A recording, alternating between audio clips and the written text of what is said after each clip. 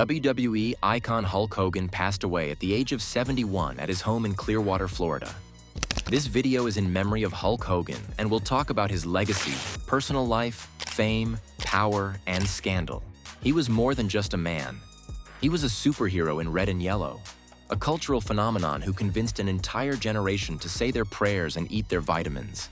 He was Hulk Hogan, the single most famous professional wrestler of all time. He was an icon who carried an entire industry on his 24-inch pythons and transformed it into a global entertainment empire. But behind that larger-than-life persona, the story of the man, Terry Bollea, is one of dizzying heights and absolutely devastating lows. It's a story of fame, power, and reinvention, but it's also one of secrets, scandal, and shame. Then, in 2015, the empire crumbled. The hero was cast out. Following the leak of a private tape where he was caught making abhorrent racist remarks, Hulk Hogan was fired by WWE, the very company he built.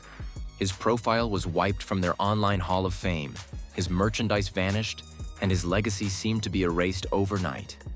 It was a shocking, brutal fall from grace that left the world asking one question: how did the biggest star in wrestling history fall so far? And could a legacy, once so thoroughly shattered, ever truly be rebuilt? This is the story of a man's journey from hero to pariah, and his fight for one final immortal comeback. Before we deep dive into the life of Hulk Hogan, don't forget to subscribe the channel and hit that like button. Let's start. The man before the myth. Long before the bandanas and body slams, there was just Terry Bollea. Born in Augusta, Georgia on August 11, 1953, and raised in the sun-drenched port city of Tampa, Florida, Terry was a big kid with humble beginnings. His father, Peter, was a construction foreman, and his mother, Ruth, was a homemaker who saw a special spark in her son long before the rest of the world did.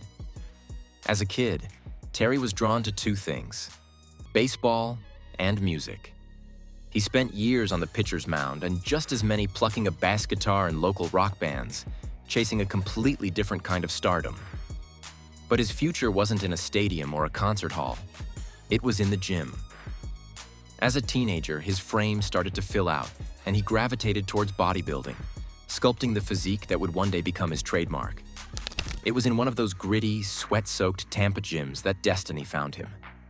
Local wrestlers Jack and Jerry Briscoe saw more than just a mountain of muscle. They saw a charisma machine waiting to be unleashed. They saw a superstar. They introduced him to one of the most notoriously tough trainers in the business, Hiro Matsuda. Matsuda's training was a brutal test of will. The legend goes that on the very first day, he deliberately broke the young Bollea's leg just to gauge his resolve. Many would have quit, their dreams shattering right along with their bones. But Terry Bollea wasn't like the others. He healed, he came back, and he endured the grueling regimen. He had passed the test. He was ready to become a professional wrestler, but the man the world would come to know as Hulk Hogan was still years from being born. The birth of a Hulkster, Terry Bollea's first steps in the wrestling world weren't exactly earth-shattering. He debuted in 1977, wrestling under a mask as the Super Destroyer before trying on the more glamorous persona of Sterling Golden. He was big and impressive, but he hadn't yet found that magic formula. That all started to change in 1979 when he joined the World Wrestling Federation, then run by Vince McMahon Sr. It was McMahon Sr. who gave him the Irish last name Hogan. The Hulk part came after a local TV appearance alongside Lou Ferrigno, star of The Incredible Hulk. The host remarked that the wrestler was even bigger than the Hulk himself, and the name just stuck. Initially, he was cast as a villain, but the blonde giant from Venice Beach quickly caught the eye of someone outside the wrestling bubble. Sylvester Stallone saw Hogan and cast him in the 1982 blockbuster Rocky III as the colossal antagonist, Thunder Lips. That role was a complete game changer. His on-screen charisma exploded into the mainstream consciousness. Suddenly, Hulk Hogan wasn't just a wrestler, he was a movie star, a recognizable face on talk shows and in magazines. This new level of fame created a rift with Vince McMahon Sr., who believed wrestlers should stick to wrestling.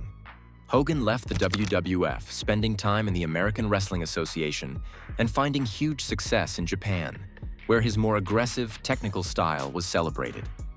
But back in America, a revolution was brewing.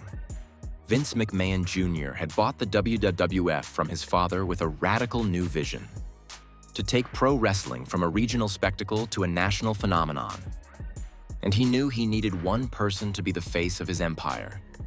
He needed the Hulkster. The rise of Hulkamania.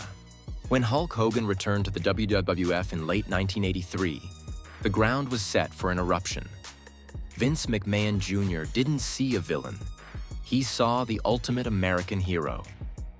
On January 23, 1984, inside the hallowed halls of Madison Square Garden, Hogan defeated the Iron Sheik to become the WWF champion.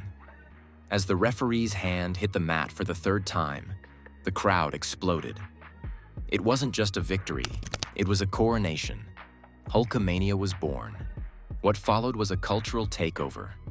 Hogan traded his villainous persona for the now iconic red and yellow and became a real-life superhero to millions of kids, delivering his 3 demandments: train, say your prayers, and eat your vitamins.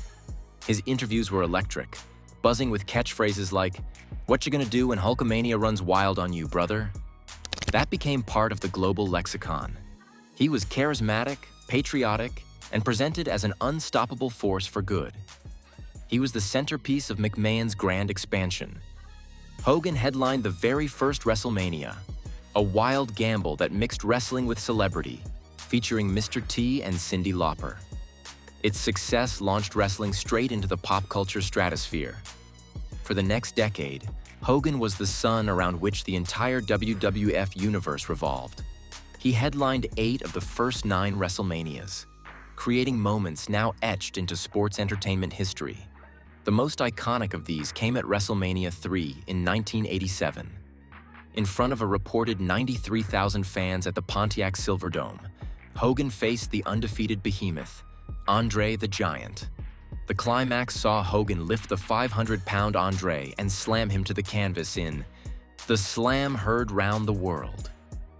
It was a moment that transcended sport, cementing Hogan's status as a legend and proving that wrestling could fill stadiums. The Hulkamania brand was everywhere, on cartoons, lunchboxes, cereal, and action figures. He was, without a doubt, one of the most famous entertainers on the planet. The Fall of the Empire. Part 1. But no empire lasts forever. By the early 1990s, the gleaming armor of Hulkamania was starting to rust. The audience was changing. The kids of the 80s were now cynical teenagers, and the simplistic, all-American hero felt dated. Meanwhile, a storm was gathering behind the scenes that threatened to tear down the whole heroic facade. In 1994, the U.S. federal government indicted Vince McMahon on charges of distributing steroids to his wrestlers. The trial became a media circus, and its star witness was none other than Hulk Hogan. He had previously gone on the Arsenio Hall show and emphatically denied ever using steroids. But under oath, with immunity from prosecution, he was forced to tell a different story. Hogan admitted to using steroids for over a decade, testifying he saw it as a way to heal injuries and maintain the massive physique the character required. While his testimony helped get McMahon acquitted, the damage to Hogan's own image was immense. The man who told kids to take their vitamins had been using performance-enhancing drugs for years. The admission shattered the illusion for countless fans. The real-life hero was flawed. Hogan's popularity in the WWF tanked, and in 1993, he left the company he had carried to global fame. A year later, he re-emerged in the rival promotion, World Championship Wrestling, WCW. But it was more of the same. The red and yellow felt tired, like a relic of a bygone era. For the first time, Hulk Hogan wasn't the coolest thing in wrestling. His career desperately needed a change, and it was about to arrive in the most shocking way imaginable. Hang tight, there's more to come. Subscribe the channel for regular dose from Wrestling World. We promise to deliver awesome content for you. Let's continue to the next chapter of his life, the Hollywood heel turn. July 7th, 1996. Bash at the Beach in Daytona Beach, Florida. A date that lives in wrestling infamy. For weeks, two former WWF stars, Scott Hall and Kevin Nash, had been invading WCW, promising a hostile takeover with a mysterious third partner. In the main event, as the Outsiders battled WCW's top heroes, the arena buzzed. Then, to the shock of everyone, Hulk Hogan, WCW's Ultimate Defender, walked to the ring. Fans thought he was there to save the day. He wasn't. He did the unthinkable.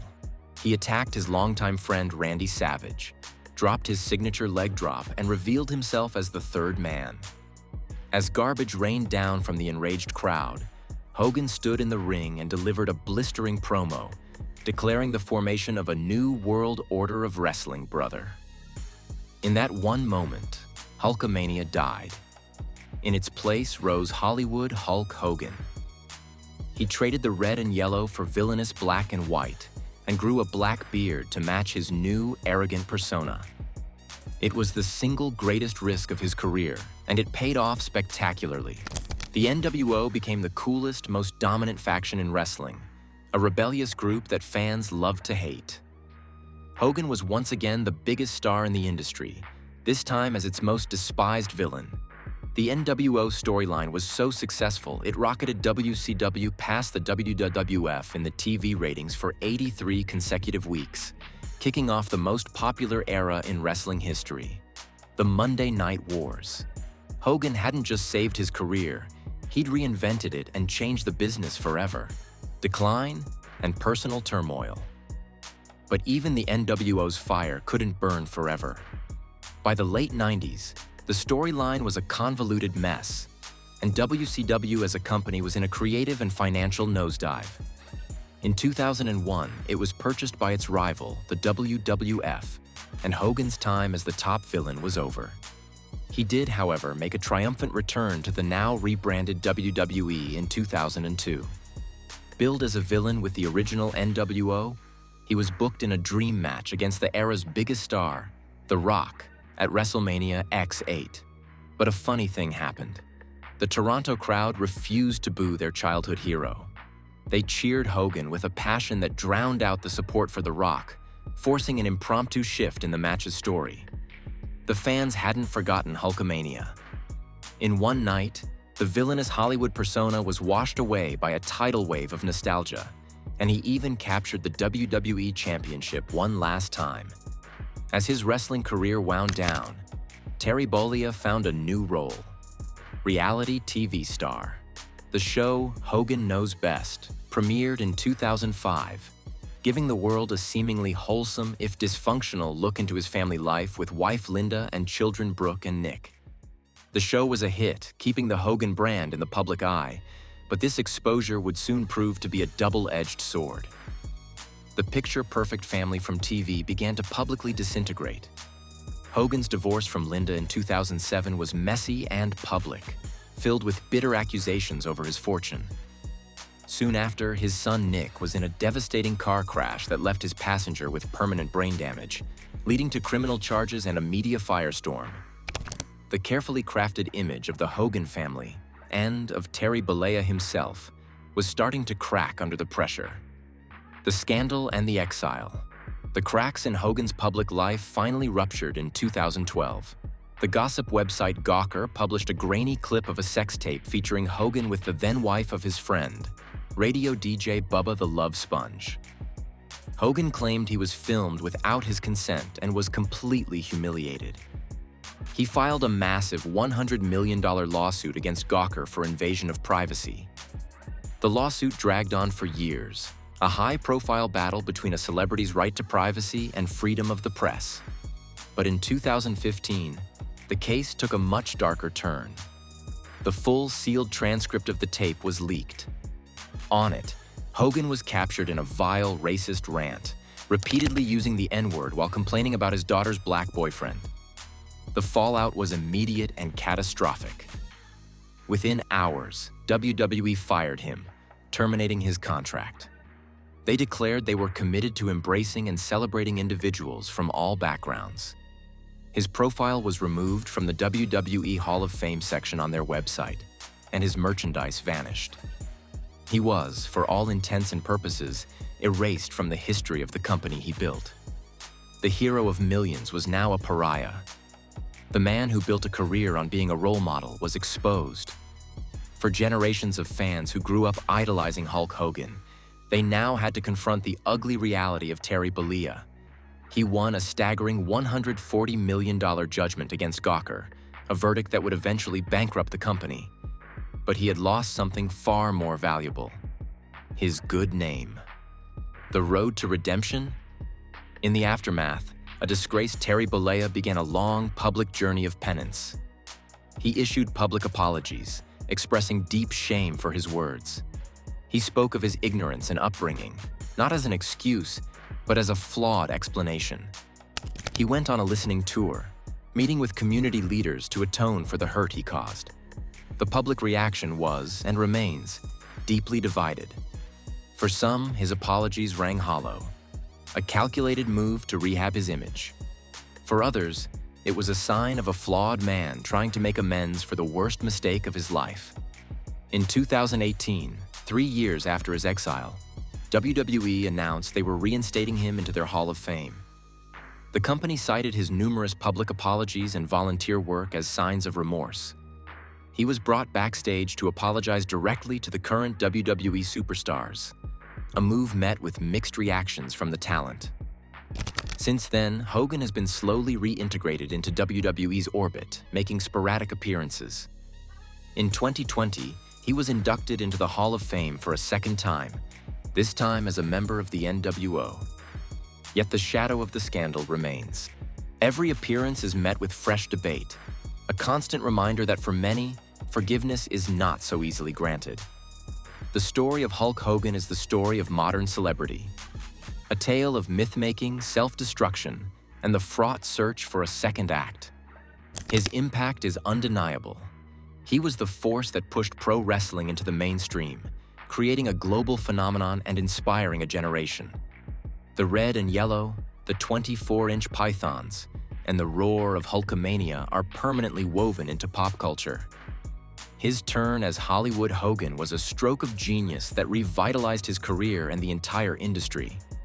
But his legacy is also one of deep, painful complexity. The hero on screen was a deeply flawed man off it. His words and actions caused real hurt and betrayed the trust of millions. He became a symbol not just of strength, but of the chasm that can exist between a public persona and a private self. His passing on July 24, 2025, from cardiac arrest closed the final chapter on one of entertainment's most monumental and controversial lives. So how will he be remembered? As the immortal hero who told us to believe in ourselves? Or the disgraced icon whose personal failings tarnished an era? The truth is, he's probably both. He is a monument to wrestling's golden age and a cautionary tale of a legacy undone. He is Terry Bollea, a man forever destined to wrestle with the ghost of Hulk Hogan. What do you think? Can Hulk Hogan's contributions to wrestling be separated from his personal controversies? Is his legacy one of a hero, a villain, or something much more complicated? Let us know your thoughts in the comments below. And for more deep dives into the most legendary figures in wrestling history, make sure you subscribe and ring that notification bell.